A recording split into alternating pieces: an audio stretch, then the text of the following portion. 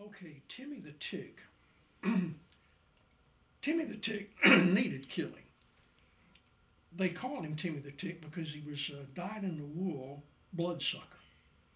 And he was a wannabe pimp, but he didn't have what it took to make the grade. So he would he was working as a Shylock, and he would loan money out. And there was a client that I had that would be perfect for Billy D. Williams.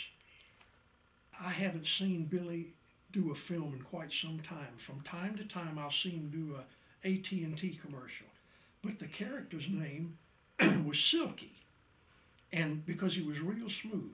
Silky was in his 70s, and he had really gotten out of the game, but his old lady ran a whole stable of girls. So, for all intent and purposes, uh, Silky had retired. And the way he came into the fold was his bottom woman, which he called his wife-in-law, had got into a fight, and she had gotten busted not on a prostitution rap but on assault. So he came to my office, and my partner was named Lorenzo, and he had been in the state legislature. He's gone now. Pancreatic cancer got him. But he had come to the office, and he said, I've got a major problem. And we talked about it, and the subject brought us around to money. And by this time, we had set up our own bonding company. And he had gone to the bonding company, and they sent him to me. And I said, Silky, here's the problem. If you're running 8 or 10 women, you should have the money. You shouldn't need to have a bond.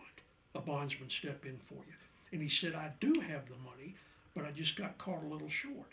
I've put it all out on the street in loans, and I've got a guy named Timmy the Tick handling it for it. And that was when I had first heard about him. And he said, the guy is an absolute psychopath. And he said, I wouldn't want him having paper on me. Well, getting back to the thing with Nikki's true love, and it's funny what makes people's boat float.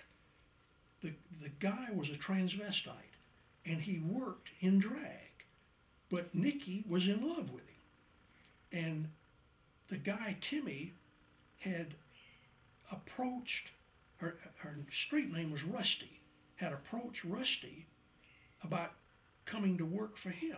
Well, Rusty turned him down. She said, I don't need anybody. I'm perfectly all right by myself.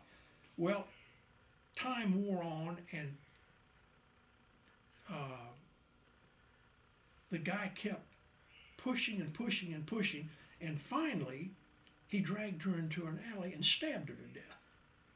Well, I found out about it because of my relationship with your character, Alan. He was the one that told me that she'd been stabbed to death in an alley. And Nikki walked up on me, and I said, do you know a working girl named Rusty? Well, at this time, I didn't know that Rusty was a transvestite. And she said, yeah, Rusty's my best friend. She's the one that tells me all the hoe jokes. Well, that was a big thing down there. Was the girls would make up jokes about hookers, and some of them were funny as hell.